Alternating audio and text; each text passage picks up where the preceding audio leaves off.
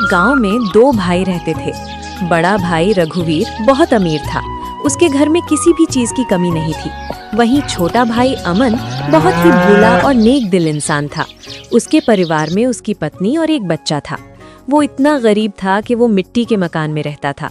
रघुवीर की पत्नी के 3 पुत्रियों के बाद पुत्र हुआ था, तो रघुवीर ने एक बड़ा प्रोग्राम रखा जिसमें उसने गांव के और बाहर के बड़े बड़े अमीर लोगों को बुलाया था। सुबह से ही रघुवीर के घर के चारों ओर चहल पहल थी। कहीं पकवान बन रहे थे तो कहीं बच्चे खेल रहे थे और कहीं मेहमान आ रहे थे। रघुवीर के घर के चारों ओर खुशी का माहौल था। तभी रघु की पत्नी कहती है कि धीरे धीरे चारों ओर के मेहमान आ गए, पर आपके छोटे भैया अमन कहीं दिखाई नहीं दे रहे हैं।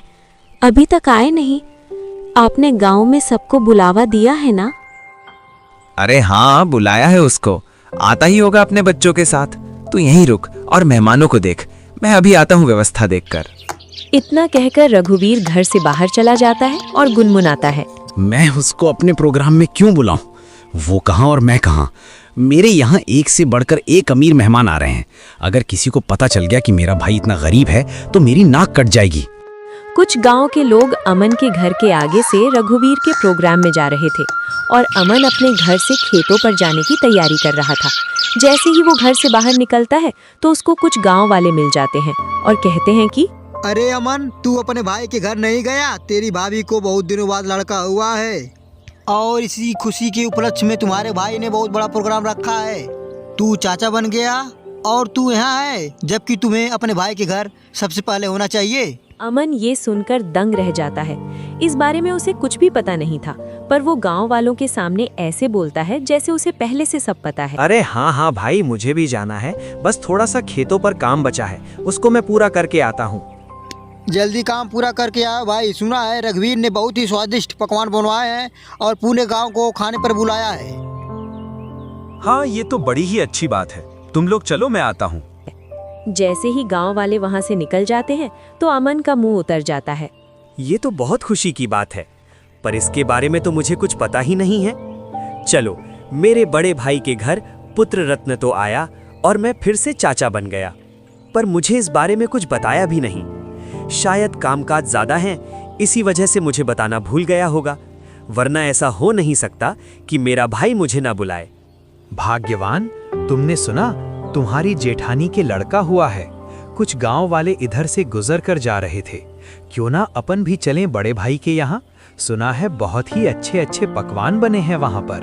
अरे, ये तो बड़ी खुशी की बात है। आप फिर से चाचा बन गए और मैं चाची, परंतु उन्होंने हमें बुलाया नहीं। बिना बुलाए हम कैसे जा सकते हैं उनके प्रोग्राम में?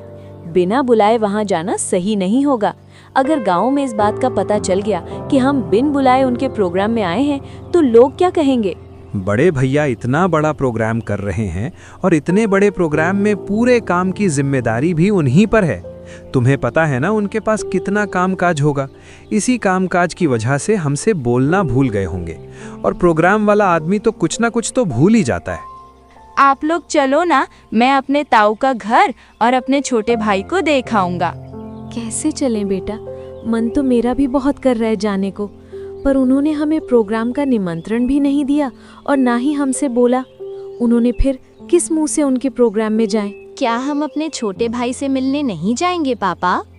क्यों नहीं, हम जरूर चलेंगे आपके छोटे भाई से मिलने के लिए। क्यों आप छोटे बच्चे को झूठी तसल्ली दे रहे हो? तुम्हें पता है ना, तुम्हारे बड़े भाई हमें उनके बराबर नहीं समझते हैं, तभी तो उन्होंने हमें प्रोग्राम में नहीं बुलाया है। तुम तो सदा गड़े मुर्दे उखाड़ती हो। ऐसा नहीं है, वो हमको चाहते हैं, वो तो कामकाज की वजह से बुलाना भूल गए हैं। तुम्हें लग रहा है कि भैया तुम्हें बुलाना भूल गए हैं तो तुम जाओ। बिन बुलाई मैं नहीं जाने वाली कहीं। मैं तो खूब खुश हूँ अपने घर में। आपको जाना है तो जाओ। ठीक है, मैं और चिंटू चले जाते हैं। तुम्हें नहीं जाना तो मत चलो। आप जा रहे हो तो जाओ, पर उधर से जल्दी लौट कर आना है। अमन और उसका बच्चा प्रोग्राम में जाने के लिए तैयार हो जाते हैं। अमन उस झूले को उठाकर चल देता है और उसके साथ में उसका लड़का भी चल देता है।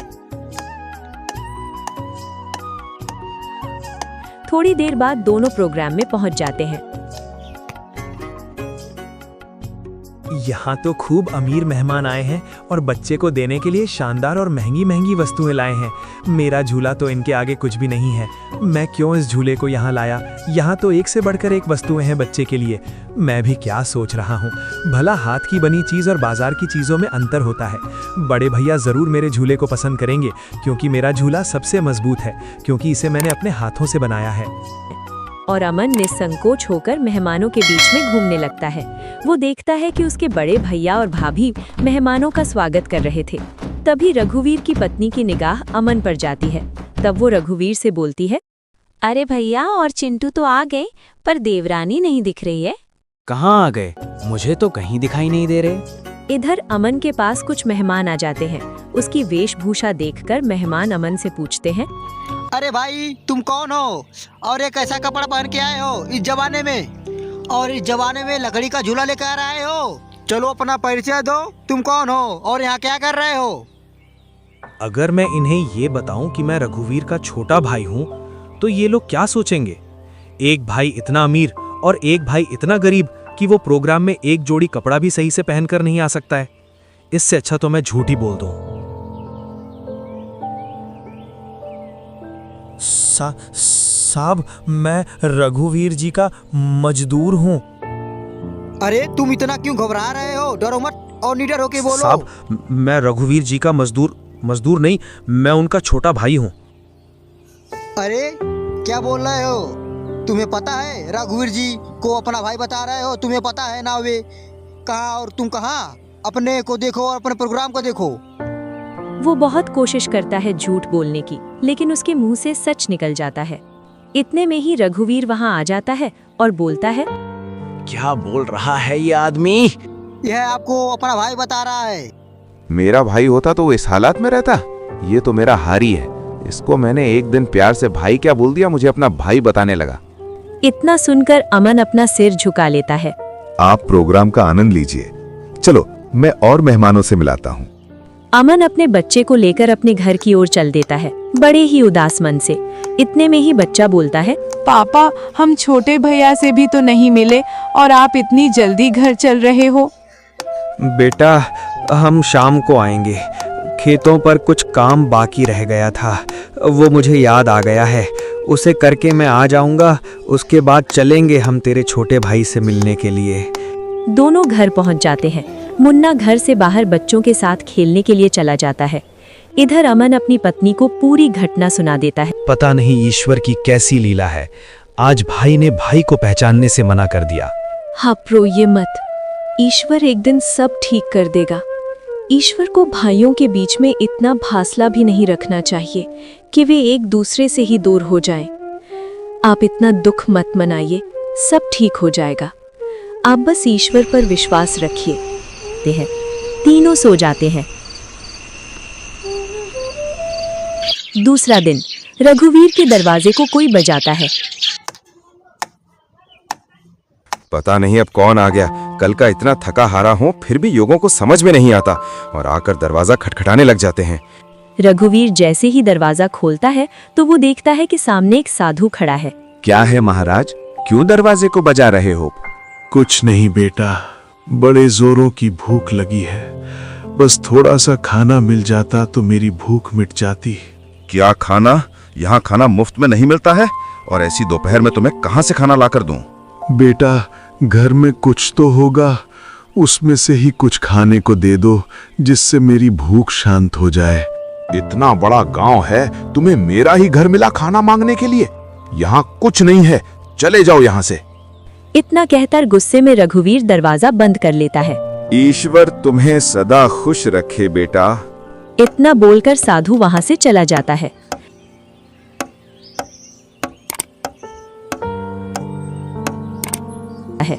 इधर रघुवीर की पत्नी रघुवीर से पूछती है, कौन आया था दरवाजे पर जो तुम इतने जोर से उस पर चिल्ला रहे थे?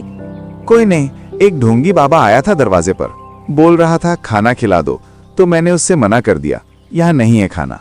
तुम भी पता नहीं अब किस नशे में रहने लगे हो। कल का इतना सारा खाना बचा था, वो वैसे ही फेंकेगा, उसमें से कुछ खाना खिला देते। मैंने ये खाना गरीबों और ढोंगियों के लिए नहीं बनवाया है, ये खाना सिर्फ हम जैसे बड़े लोग ही खा सकते हैं। रघुवीर की पत्नी गुनगुनाते हुए वहां से अपने कमरे में चली जाती है। इनको तो पता नहीं अब किस बात का नशा आने लगा है, सीधे मुंह अब किसी से बात ही नहीं करते हैं। इधर साधु अमन के घर के सामने पहुंच जाता है और बाहर से आवाज लगाता है, अरे घर में कोई है? अरे घर में कोई है? जी साधु महाराज, बताइए मैं आपकी क्या सेवा करूं? कुछ नहीं बेटा, बहुत तेज भूख लगी है। कुछ खाने को मिल जाए तो आत्मा तृप्त हो जाएगी मेरी। क्यों नहीं साधु महाराज, आइए आइए, जो कुछ हमारे घर में खाने के लिए मिलेगा हम आपको खिलवा देंगे। दोनों घर के अंदर चले जाते हैं। अमन और साधु जमीन पर बैठ जाते हैं और अमन अपनी पत्नी से बोलता है, अरे भाग्यवान, घर में कुछ हो तो खाने का साधु महाराज को ले आओ। सुबह की कुछ दाल रोटी रखी है और अभी खाना बनाने के लिए घर में कुछ भी नहीं है। अरे बेटी, तुम तो शर्माओ मत, जो घर में खाने का हो वही ले आओ, मैं तो खा लूंगा। अमन की पत्नी जो घर में खाना था उसी खाने को गर्म कर लाती है। लीजिए साधु महाराज, गरीब के घर का खाना, हमारे पास तो खाने में यही है। अरे बेटी, तुम अपना मन इतना उदास मत करो, मैं तो ईश्वर की कृपा से जो मिलता है वही खा लेता हूँ। और तुम दोनों इतना उदास क्यों हो? कोई समस्या है आपके यहाँ? साधु महाराज, खेतों में इतना काम कर रहा हूँ, उतनी ही गरीबी आ रही है। गरीबी कम होने का नाम ही नहीं ले रही है। अब तो स्थिति ऐसी हो गई है कि 2 वक्त का खाना भी बड़ी मुश्किल से मिलता है। पता नहीं ईश्वर हमारी कौन सी परीक्षा ले रहा है। ये कोई बीमारी तो है नहीं जिसका मैं तुम्हें सही उपचार बता दूं बेटा। बस ईश्वर पर विश्वास रखो, सब सही हो जाएगा। फिर भी मुझे लगता है तुम मुझे तुम्हारी समस्या सही से बता नहीं रहे हो। इतना सुनकर अमन और उसकी पत्नी साधु महाराज को पूरी बात बता देते हैं कि किस प्रकार रघुवीर ने उनके साथ भेदभाव किया। पता नहीं आपको हमारे हाथ का खाना कैसा लगा, सही लगा या नहीं? बेटी, तुम अपना मन उदास मत करो, तुम तो अन्नपूर्णा हो और तुम्हारे हाथ का खाना बहुत ही स्वादिष्ट है। इतना सुनकर अमन की पत्नी खुश हो जाती है। तुमने बेटा आज मेरी आत्मा तृप्त कर दी है। अगर तुम आज मुझे भोजन नहीं देते तो पता नहीं आज भूख की वजह से मेरा क्या होता। साधु अपने थैले में हाथ डालता है और उसमें से एक पोटली निकालता है। साधु महाराज के पैर जैसे ही घर में पड़े तब से घर में शांति का अनुभव हो रहा है। हाँ भाग्यवान, अब ईश्वर की कृपा से सब ठीक हो जाएगा।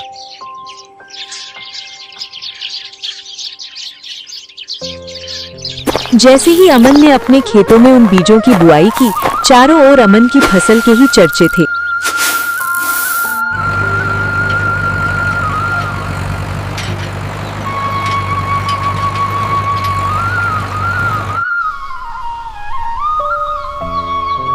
इधर रघुवीर अपने धन के घमंड में जी रहा था, जिससे वो किसी से भी सीधे मुंह बात नहीं करता था।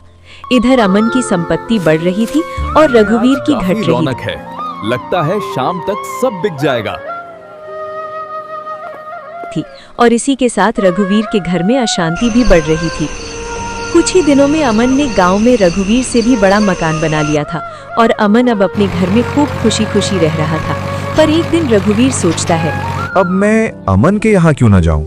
अब तक तो उसने अपनी सारी जमीन बेच दी होगी, क्योंकि हालात तो वैसे भी खराब चल रहे थे उसके। वो जरूर मेरे खेतों पर काम कर लेगा। रघुवीर अमन से मिलने के लिए चल देता है।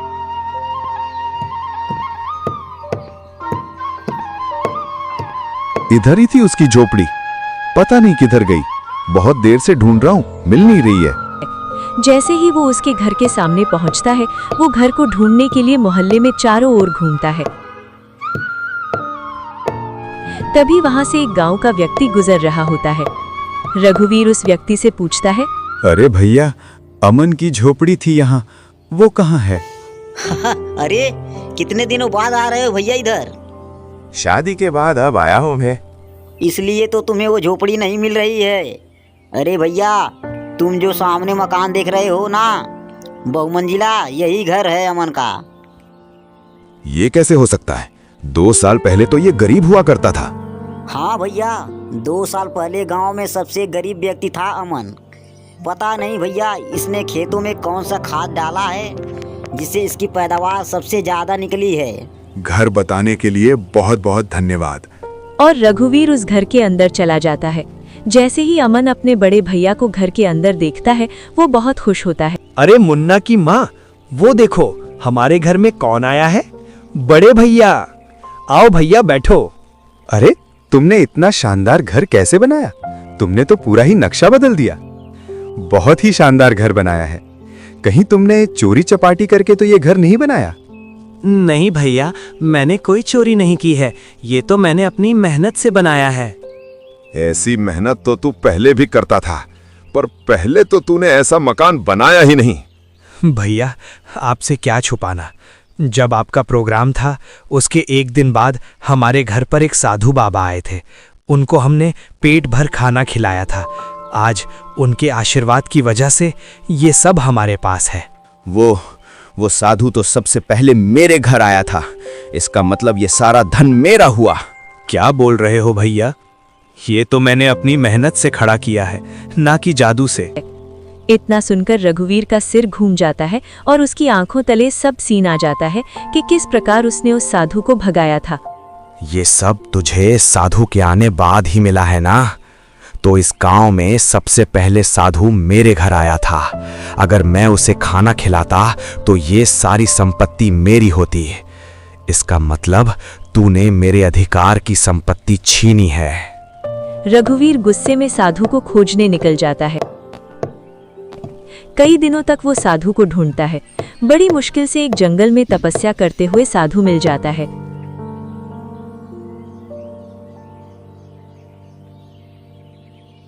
साधु महाराज प्रणाम। कौन हो बेटा जो तुम मेरी तपस्या में व्यवधान डाल रहे हो? मैं रघुवीर हूँ। आज से 2 वर्ष पूर्व तुम मेरे घर आए थे खाना खाने के लिए, जब तुम्हें जोरों की भूख लग रही थी।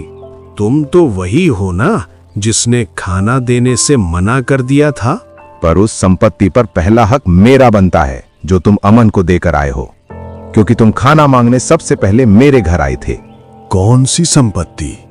मैंने तो उसे सिर्फ आशीर्वाद दिया था, क्योंकि उसने बड़े ही सम्मान के साथ खाना खिलाया था, और वो धन तो उसकी मेहनत और ईमानदारी का फल है। इतना सुनकर रघुवीर गुस्से में साधु से बोलता है, साधु, तुम मेरे साथ अन्याय कर रहे हो, क्योंकि उसकी संपत्ति पर पहला अधिकार मेरा बनता है। अगर तुम मुझे ये पहले ही बता देते कि मैं तुझे और भी अमीर बना दूंगा, तो मैं तुम्हें उससे भी अच्छा भोजन कराता। बालक, तुमने मेरी सब्र की सीमा खत्म कर दी है। तुम मेरे श्राप से अब बच नहीं सकते हो। इतना सुनकर रघुवीर के होश उड़ जाते हैं। इसी समय अमन और रघुवीर की पत्नी वहां आ जाती है। क्षमा कीजिए साधु महाराज, क्षमा कीजिए। अरे बेटी, तुम क्यों माफी मांग रही हो? मेरे पति थोड़े उग्र हैं, उन्हें माफ कीजिए महाराज। इतना सुनकर रघुवीर भी माफी मांग लेता है। अभी तक तुम्हारा जो घर चल रहा था वो तुम्हारी पत्नी के निर्मल भाव की वजह से चल रहा था। अब तुम अपने लालच को छोड़ दो और दोनों भाई साथ साथ रहो, क्योंकि तुम्हारा छोटा भाई अमन बहुत ही ईमानदार है। जी साधु महाराज। इतना कहकर सभी लोग साधु से विदा लेकर अपने घर चले जाते हैं। तुम्हें कैसे पता चला मैं यहाँ हूँ?